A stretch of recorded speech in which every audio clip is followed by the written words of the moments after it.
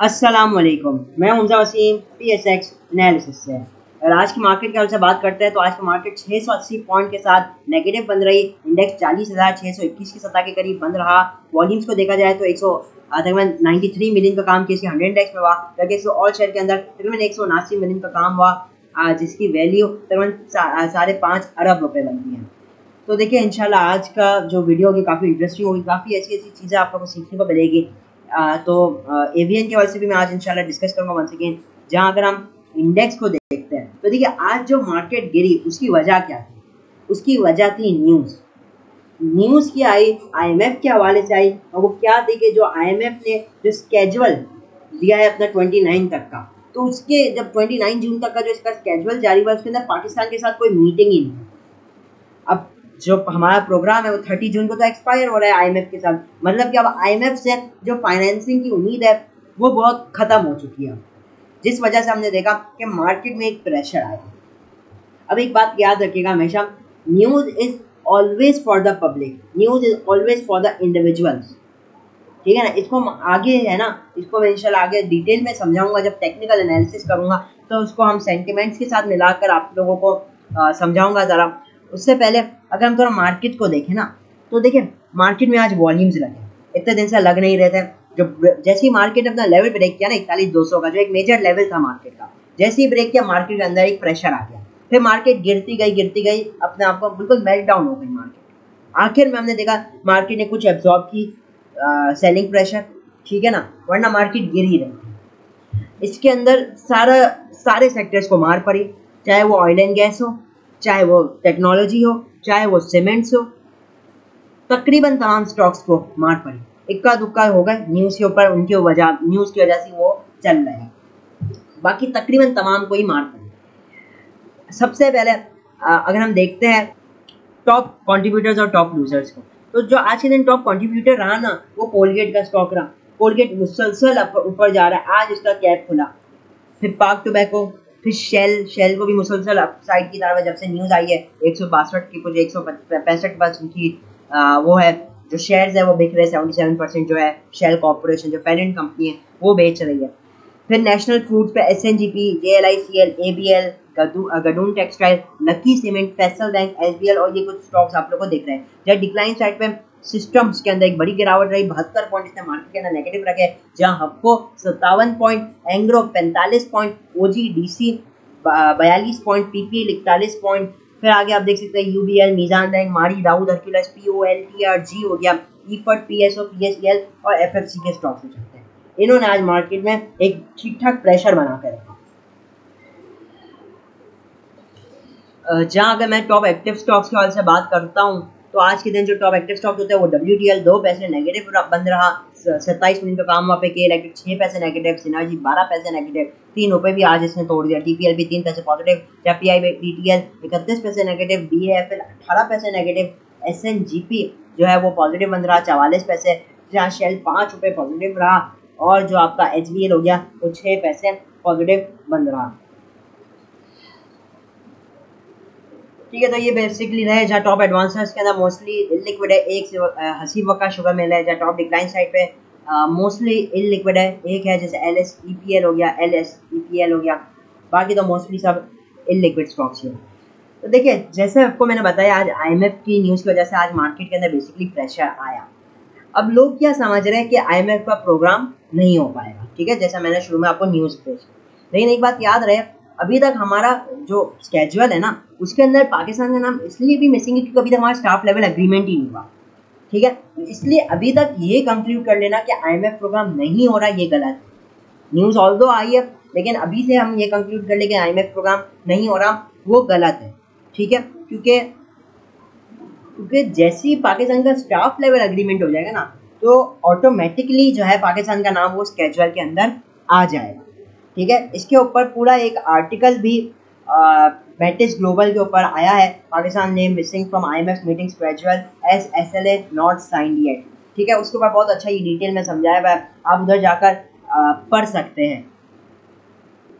तो बेसिकली उस आर्टिकल में यही बताया गया है कि अभी भी चांस है पाकिस्तान का, अभी से ये कंक्लूड कर लेना कि नहीं हो रहा तो ये एक गलत चीज़ है। बहरहाल अभी हम आते हैं चार्ट्स के ऊपर, देखते हैं चार्ट्स में ज़रा सूरत हाल क्या बन रही है। मैं आ चुका हूँ KC 100 इंडेक्स के डेली चार्ट में। अगर आप आज की कैंडल देखेंगे, एक बड़ी हेल्दी कैंडल बनी 685 पॉइंट्स की, जहाँ वॉल्यूम्स के अंदर भी हमने राइज देखा है। मुसलसल आप देखें तो कई रोज से मार्केट में वॉल्यूम्स काफी कम थे और मार्केट ने आज तक जो है वो एक हफ्ते से ज्यादा के 10 दिन के आपके लिए हाईएस्ट वॉल्यूम आज के दिन लगाए। अब एक बात जैसे मैंने पहले शुरू में भी कही, वो ये थी कि जो न्यूज़ होती है ना, वो हमेशा पब्लिक के लिए होती है। आप मुझे बताओ कि जैसे जब बजट पेश हुआ फ्राइडे वाले दिन, पिछले फ्राइडे जब पेश हुआ बजट, उसके बाद जब मंडे को मार्केट खुली, उस वक्त से मार्केट गिरे जा रही है, ठीक है ना। अगर मैं आ जाऊँ पिछले मंडे को जो डेट थी, तो आप ये देखेंगे कि उस वक्त से मार्केट ने रेड कैंडल्स ही शो की है, रेड कैंडल। वजह क्या थी? हालांकि बजट में तो आपका टेक्नोलॉजी के ऊपर मजीद वो सब्सिडीज कंटिन्यू करने की बात थी, ठीक है, मजीद मतलब कोई ऐसा नेगेटिव बात तो थी नहीं, लेकिन स्टिल मार्केट जो है वो गिरे जा रही थी।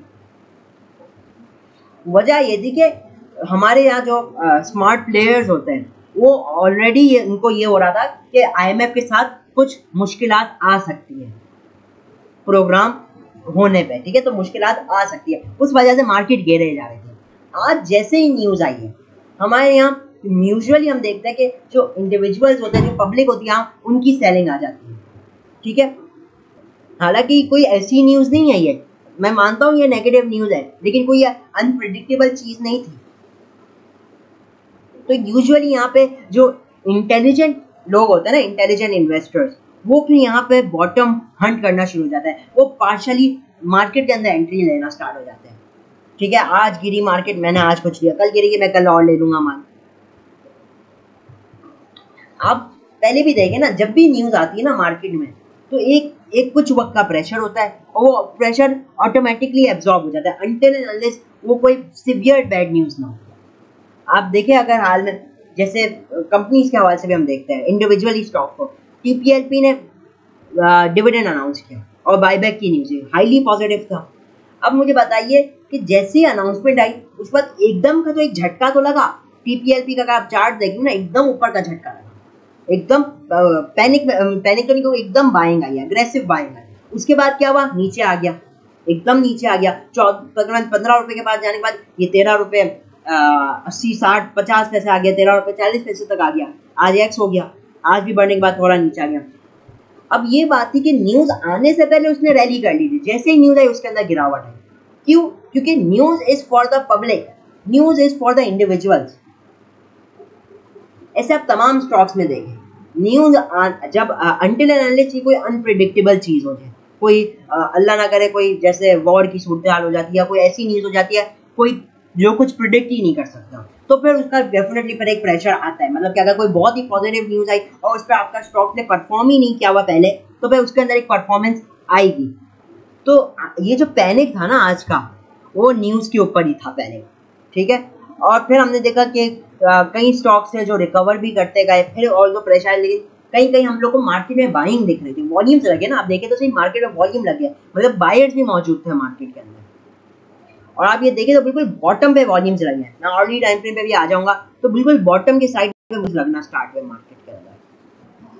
तो अभी हम जरा टेक्निकल वाइज बात करें ना, अच्छा, तो अब इससे एक ये चीज़ समझ में आती है कि अभी हम लोग को क्या करना चाहिए, जो वैल्यू स्टॉक्स सेलेक्टिव स्क्रिप्ट्स के अंदर इस वक्त टारगेटेड बाइंग करनी चाहिए। अच्छे स्क्रिप्ट्स हैं, उनको इस मौके को एज एन अपॉर्चुनिटी की तरह लेना चाहिए।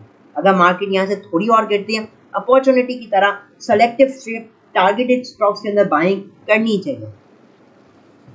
इंडेक्स वाइज में बात करता हूँ मैं इस वक्त आरडी टाइम फ्रेम में, नो डाउट मार्केट के अंदर नॉन स्टॉप गिरावट आई है और एक बियरिश क्लोजिंग आई है मार्केट की, ठीक है। अभी जो मार्केट की इमीडिएटली बात करें ना, तो आज की जो क्लोजिंग आई है 40,652, आज जो लो लगा है 40,610 का था। अगर मार्केट इसको ब्रेक करती है, नो डाउट मार्केट के अंदर हम एक और लो लगता हुआ देख सकते हैं।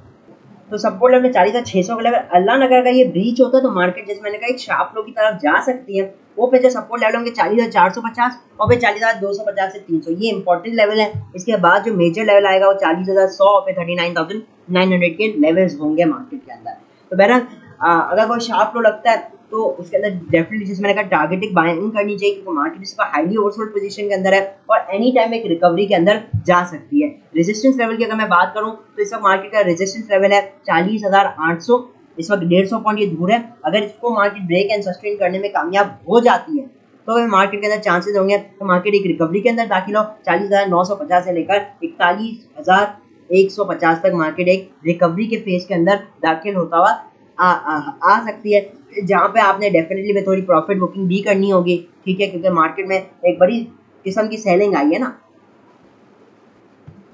तो ये ओवरऑल कल के लिए सपोर्ट और रेजिस्टेंस लेवल रहेंगे। तो अगर अल्लाह ना करे मार्केट कहीं नीचे टूटती भी है तो मार्केट के अंदर रिकवरी के पूरे चांसेस होंगे और किसी भी टाइम मार्केट एक रिकवरी के अंदर दाखिल हो सकेगी, ठीक है। जहाँ का मार्केट खुलती पॉजिटिव है 40,800 को तोड़ती है तो आप एक रिकवरी देखेंगे 40,950, 41,150 या 41,050, 41,150 टोटल एक मुश्किल लेवल होगा मार्केट के लिए, ठीक है। तो उधर डेफिनेटली थोड़ा इन लेवल्स के बाद प्रॉफिट बुकिंग भी देखनी होगी। अगर मार्केट कहीं से भी रिजेक्शन लेती हुई नजर आए तो वो एक प्रॉफिट बुकिंग का साइन होगा। देखिए जहाँ एवीएन को अगर हम देखते हैं, एवीएन की बात की जाए तो जाहिर सी बात है न्यूज़ का इम्पैक्ट था, तो तकरीबन तमाम ही स्क्रिप्ट्स पे एक इम्पैक्ट पड़ा, ठीक है। तो एवीएन के अंदर भी पड़ा और इस वजह इसके अंदर भी हमने एक ठीक ठाक गिरावट देखी है। इसके अंदर भी वही बात, लो साइड पे वॉल्यूम्स अच्छे खासे लग रहे थे, मतलब लो इसके अंदर भी एक बाइंग आ रही थी। अभी भी वही बात की जाए एक हाईली ओवरसोल्ड पोजीशन के अंदर है और इसने एक हाई लगाया था 5140 का, उससे ये भी अच्छा खासा डाउन साइड पे आ गया। अगर मैं प्राइस रेंज को लगाऊं तो आप अगर कैलकुलेट करते हैं तो ये तकरीबन 14% गिर चुका है, 7 रुपये इसके अंदर गिरावट आ चुकी है। तो यही है कि इसके अंदर भी अगर ये थोड़ी डिप जहाँ पे डिप ले इसको एक्यूमुलेट ही करना चाहिए। फिर जाएगा तो 14% की गिरावट एक छोटी गिरावट होती नहीं है, एनी टाइम ये भी एक रिकवरी के फेज में ही आता हुआ दिखाई दे सकता है। तो इस वक्त ये कि पैनिक नहीं करना चाहिए, ठीक है। मार्केट भी जाहिर सी बात है न्यूज़ है, न्यूज़ का एक इम्पैक्ट आता ही है और फिर खुद ही ऑटोमेटिकली मार्केट उसको डिसॉल्व करके उसको एडजस्ट करने के बाद फिर अपनी एक सिम्त पकड़ती है और फिर मार्केट चलती है। और न्यूज़ होती भी ऐसी चीज़ है कि अनप्रेडिक्टेबल होती है, किसी को भी नहीं पता होता क्या न्यूज़ किस वक्त आने वाली है। हम इंडिविजुअल्स को तो खासकर बिल्कुल भी नहीं पता होता, ठीक है। उसकी वजह से भी ये होता है मार्केट में।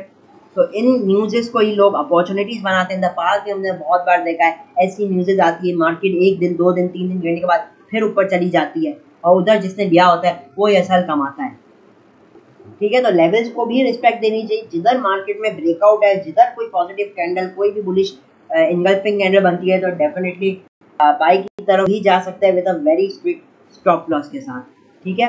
तो इसी के साथ ज़्यादा चाहता हूँ, उम्मीद करता हूँ कुछ समझ में आया होगा, कुछ सीखने को मिला होगा मार्केट के हवाले से। तो इसी के साथ इजाज़त चाहता हूँ। वीडियो अच्छी लगी तो लाइक और चैनल को जरूर सब्सक्राइब कीजिएगा।